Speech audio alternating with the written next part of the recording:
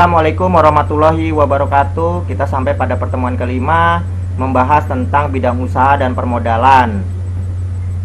Untuk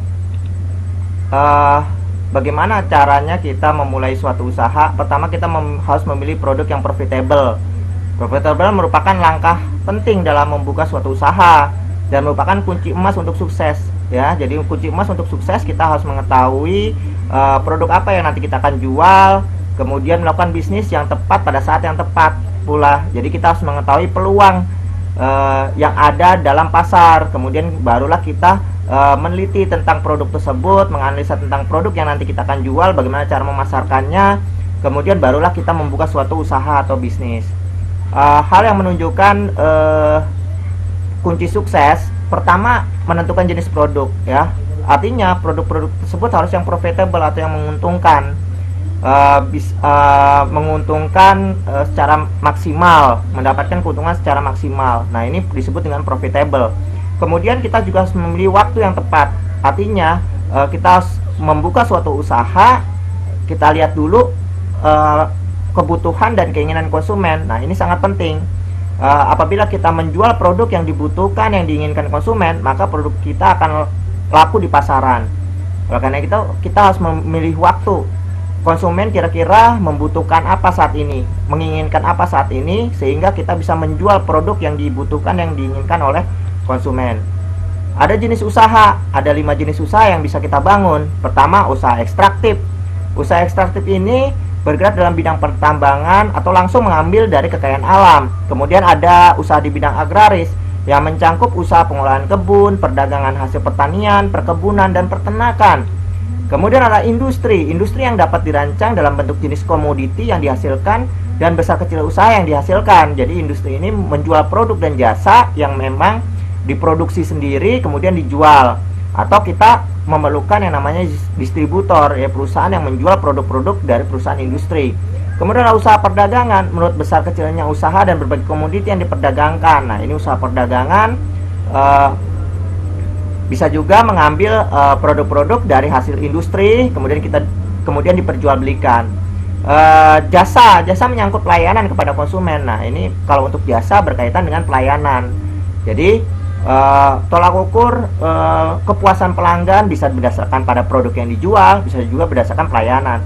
Kalau misalkan jenis usahanya adalah jasa, maka tolak ukur yang tertinggi adalah dari segi pelayanan.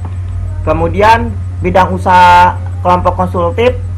Pertama, kelompok konsultif ini cukup bagus untuk kalangan yang ekstrovert dominan. Ekstrovert ini adalah orang yang memang cenderung lebih suka berinteraksi, berkomunikasi dengan banyak orang. Beda dengan introvert. Introvert itu lebih cenderung menyembunyikan diri dan tidak mudah untuk berkomunikasi, berinteraksi dengan banyak orang. Nah, sedangkan kelompok konsultif ini adalah cocok atau bagus untuk kalangan ekstrovert dominan. Nah, bidang usaha yang sesuai apa? Bidang usaha yang sesuai itu adalah pertama, bisa jasa konsultasi, bisa kursus-kursus, pusat kebugaran, pelatihan olahraga, bidang perdagangan. Nah, ini cocok untuk yang ekstrovert dominan, yang memang dominan orang-orang yang mudah sekali bergaul, berkomunikasi, berinteraksi dengan banyak orang. Kemudian ada yang namanya bidang usaha kelompok pelayanan. Nah, ini cocok untuk ekstrovert, hanya ekstrovert aja. Contohnya biro jasa, biro teknik, jasa pengetikan, fotokopi, sablon, perbengkelan, sebagainya. Mereka juga cocok karena mereka ekstrovert, yaitu senang berkomunikasi, berinteraksi dengan banyak orang. Kemudian ada bidang usaha yang memang untuk kelompok analitis. Contohnya jasa terjemahan, jasa reparasi, karya intelektual, perancangan busana. Nah, ini mereka bidang usaha yang memang cocok untuk kelompok-kelompok analitis, seorang yang problem solver atau bisa memecahkan berbagai macam permasalahan. Kemudian cara memasuki bisnis, pertama, perintis usaha perlu dilakukan dengan cara melihat peluang yang ada. Kemudian bagaimana kita juga harus meneliti tentang produk yang bisa laku di dalam pasaran. Nah, kemudian atau kita buat sendiri usaha kita, atau kita membeli perusahaan baru. Menurut Zimmerer ada hal kritis untuk menganalisa perusahaan yang akan dibeli. Pertama, alasan pemilik menjual perusahaan tersebut. Nah, kita cari tahu dulu kenapa owner terdahulu ingin menjual perusahaan tersebut. Permasalahan apa yang terjadi dalam perusahaan tersebut sehingga ingin dijual. Kemudian potensi produk yang jasa yang dihasilkannya, apakah akan berpotensi untuk profitable atau bisa dikembangkan lagi, bisa diperjualbelikan dan mendapatkan keuntungan yang maksimal. Kemudian bisa dilihat dari aspek legal. Aspek legal, apakah perusahaan tersebut ada dari segi legalitas, perusahaan tersebut didirikan dengan berdasarkan legalitas, ada owner, ada SIUP, NPWP, TDP dan sebagainya yang menunjukkan legalitas dari perusahaan tersebut. Nah, itu kalau mereka adalah perusahaan-perusahaan yang legal, barulah kita bisa untuk pertimbangkan untuk kita beli. Kemudian kondisi keuangan perusahaan yang akan dijual, kita harus juga perhitungkan. Kalau misalkan perusahaan tersebut punya hutang yang cukup besar, jangan kita beli. Kenapa? Karena kalau kita beli, maka hutang-hutang tersebut akan dibebankan pada owner yang baru atau pemilik yang baru. Ini juga perlu diperhitungkan. Ada yang namanya waralaba. Waralaba atau franchising itu kerjasama manajemen untuk menjalankan perusahaan, cabang atau penyalur.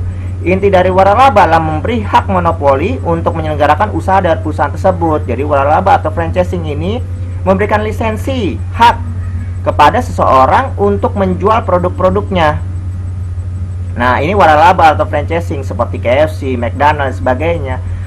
Perusahaan induknya atau franchisor itu ada di Amerika, tetapi orang dalam negeri, orang Indonesia sendiri bisa saja menjual produk-produk seperti KFC, McDonald's, sebagainya. Mereka diberikan lisensi untuk menjual produk-produk mereka di Indonesia. Nah, ini disebut dengan franchise. Franchisor adalah perusahaan induknya, franchise adalah perusahaan yang diberikan lisensi. Ide usaha dari imitasi. Nah, ada yang namanya kreatif adaptor atau pengcopy ide kreatif. Nah, boleh saja mengcopy ide kreatif, tapi tidak menciplak. Yang ditakutkannya adalah counterfeit atau produk pirates atau pembajakan merek. Kalau pembajakan merek atau counterfeit ini tidak boleh. Mereka adalah seorang penipu. Mereka menjiplak sama dengan aslinya, ini tidak boleh. Tetapi kalau mengcopy ide kreatif, kemudian mengubah sedikit ide-ide kreatif yang sudah ada, itu diperbolehkan, asalkan tidak boleh sama dengan produk aslinya. Nah, Anda bisa mengamati perilaku yang sudah ada, lalu mencari kelemahan-kelemahan untuk memperbaikinya, itu boleh. Jadi kita beli produk yang sudah ada, kemudian kita cari tahu kelemahannya apa, kemudian kita tambahi, kita perbaiki menjadi sebuah produk baru dengan menggunakan brand sendiri. Ya, itu diperbolehkan. Kita perlu melakukan hal-hal seperti: pertama, mempelajari industri yang sudah ada, mengkaji input-output industri, menganalisa tren populasi, mengkaji tren ekonomi, kemudian perubahan sosial, dan pengaruh aturan baru. Nah, ini untuk cara menghindari counterfeit dan produk pirates.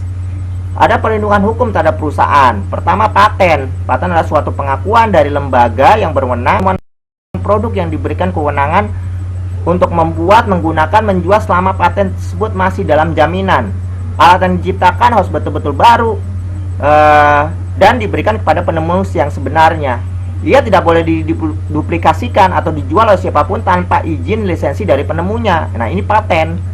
Kemudian adalah merek dagang. Merek dagang pada umumnya berbentuk nama, simbol, logo, slogan, atau tempat dagang yang oleh perusahaan digunakan untuk menunjukkan keorisinalan produk atau membedakan dengan produk lain di pasar. Kemudian ada hak cipta atau copyright.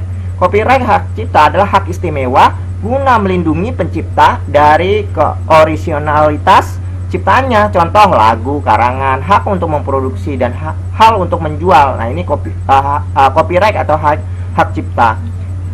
Kriteria usaha sendiri, pertama ada usaha mikro. Usaha mikro itu harus memiliki kekayaan bersih aset paling banyak 50 juta, tidak termasuk tanah dan bangunan tempat usaha. Kemudian memiliki hasil penjualan omset tahunan paling banyak 300 juta. Ini usaha mikro. Kemudian adalah usaha kecil. Usaha kecil itu setidaknya memiliki kekayaan bersih aset lebih dari 50 juta sampai dengan paling banyak 500 juta, tidak termasuk tanah dan bangunan tempat usaha, dan harus memiliki hasil penjualan omset tahunan lebih dari 300 juta sampai dengan paling banyak 2,5 miliar, yaitu usaha kecil. Ada yang namanya usaha menengah. Ini usaha menengah itu kriterianya harus memiliki kekayaan bersih aset lebih dari 500 juta sampai dengan paling banyak 10 miliar, tidak termasuk tanah dan bangunan tempat usaha, dan memiliki hasil penjualan omset tahunan lebih dari 2,5 miliar dan sampai dengan paling banyak 50 miliar. Nah, ini kriteria nilai nominal yang dapat diubah sesuai dengan perkembangan perekonomian yang diatur dengan peraturan presiden atau Perpres. Cara memperoleh modal. Nah, modal sendiri adalah sesuatu yang memang harus ada untuk mendirikan atau menjalankan suatu usaha, karena untuk mendirikan atau menjalankan suatu usaha diperlukan modal, uang, dan tenaga atau keahlian. Modal dalam bentuk uang diperlukan untuk membiayai segala keperluan usaha seperti biaya prainvestasi, pengurusan izin, biaya investasi, untuk pembelian aktiva tetap, sampai modal kerja. Kalau modal keahlian apa? Modal keahlian adalah keahlian dan kemampuan seseorang untuk mengelola atau menjalankan suatu usaha. Besarnya modal yang diperlukan tergantung dari jenis usaha yang akan digarap. Perhitungan terhadap besar kebutuhan usaha dilakukan sebelum usaha tersebut dilaksanakan. Perlu dilakukan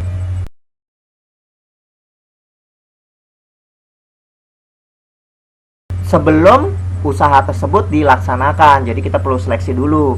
Jangan sampai kita menerima karyawan yang tidak bisa kerja, dan itu akan membuat terhambatnya proses kinerja suatu perusahaan atau usaha kita. Jenis-jenis modal usaha, ada dua jenis modal usaha. Pertama, modal investasi. Modal investasi digunakan untuk jangka panjang dan dapat digunakan berulang-ulang. Biasanya umurnya lebih dari 1 tahun. Penggunaan modal investasi jangka panjang untuk membeli aktiva tetap seperti tanah, bangunan, mesin, peralatan, kendaraan, dan bersumber dari perbankan. Kemudian ada yang namanya modal kerja. Modal kerja digunakan untuk jangka pendek dan berapa kali dipakai dalam suatu proses produksi. Modal ini digunakan untuk membiayai operasional perusahaan pada saat sedang beroperasi. Sumber-sumber modal sendiri ada dari modal sendiri atau dari modalnya owner atau pemiliknya sendiri, ya, dari pemilik usaha. Ada modal asing, modal yang berasal dari luar perusahaan, ataupun ada modal dari pembiayaan suatu usaha yang dapat diperoleh secara gabungan, modal sendiri dan modal pinjaman.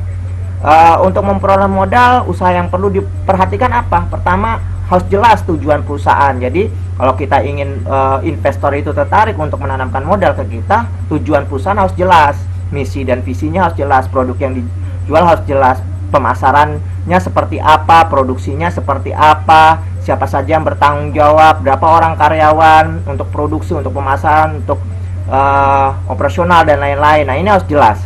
Masa pengembalian modal. Nah, masa pengembalian modal juga harus jelas. Jadi investor harus tahu berapa keuntungan, berapa break even pointnya, pengembalian modalnya berapa lama bisa mengembalikan modal, berapa keuntungan yang bisa didapatkan oleh para investor. Pembagian keuntungan itu disebut dengan dividen, dividen usaha. Jadi berapa lama perusahaan bisa kembali modalnya dan berapa yang didapat, keuntungan yang didapat kepada investor.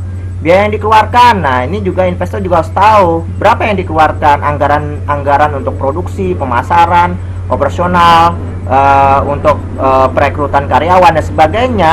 Ini perlu diketahui berapa anggaran yang dikeluarkan, sehingga investor bisa menanamkan modal dan mengetahui biaya-biaya yang dikeluarkan untuk operasionalnya. Kemudian estimasi keuntungan, berapa jumlah keuntungan, kita harus memberikan proyeksi keuntungan yang didapat selama 3 bulan ke depan sampai 1 tahun ke depan untuk jangka pendek. Sedangkan untuk jangka panjang bisa 1 tahun sampai 3 tahun ke depan, bahkan sampai 10 tahun ke depan. Pengertian modal sendiri. Nah, modal sendiri adalah modal yang diperoleh dari pemilik perusahaan dengan cara mengeluarkan saham. Modal sendiri biasanya modal dari pemilik perusahaannya sendiri, ya.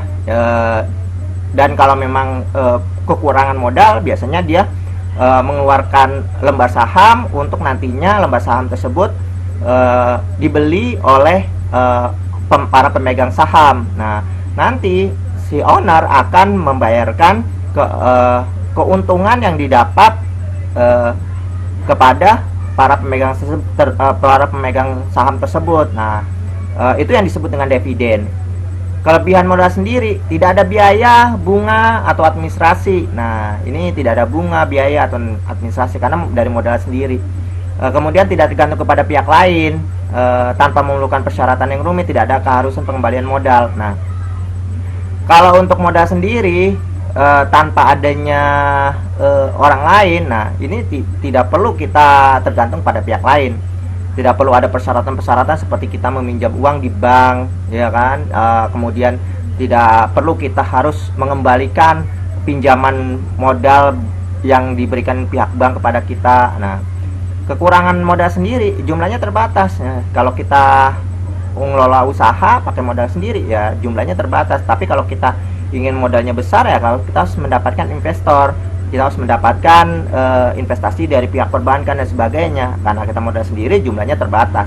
Perolehan relatif lebih sulit juga, kurang motivasi juga. Karena kalau memang kita kekurangan modal ya kurang, kita tidak bisa mendapatkan karyawan-karyawan yang memang profesional di bidangnya. Karena kalau kita mempekerjakan karyawan yang profesional di bidangnya, kita perlu modal yang besar untuk mempekerjakan mereka. Nah, ini yang menyebabkan kurangnya motivasi pelaksanaan gitu, karena kita tidak mendapatkan karyawan-karyawan profesional di bidangnya.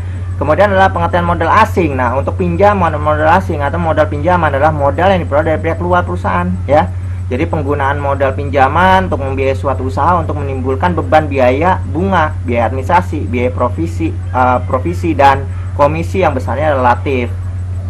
Jadi kalau pinjaman misalnya pinjaman dari pihak bank, jadi kita harus membayar biaya administrasi, membayar bunga, komisi dan sebagainya. Ya, ini kalau kita mempergunakan modal asing, modal yang berasal dari pihak luar perusahaan. Sumber dana modal asing bisa dari perbankan, bank swasta, pemerintah, perbankan asing, ataupun pinjaman dari lembaga keuangan seperti perusahaan pegadaian, modal venture, asuransi, leasing, dana pensiun, koperasi dan lembaga pembiayaan lainnya, ya, atau dari pinjaman dari perusahaan non keuangan. Modal pinjaman, wah jumlahnya tidak terbatas, ya. Kalau kita bisa memberikan kepercayaan kepada pihak bank, nah, pihak bank percaya sama perusahaan kita, maka bisa saja dia pihak bank menginvestasikan modal anggaran pinjamannya dalam jumlah yang tidak terbatas. Motivasi usaha tinggi, kenapa? Karena kalau misalkan kita punya uang yang cukup besar, kita bisa mempekerjakan karyawan-karyawan profesional di bidangnya dan termotivasi untuk menggerakkan perusahaan sehingga mendapatkan keuntungan yang besar.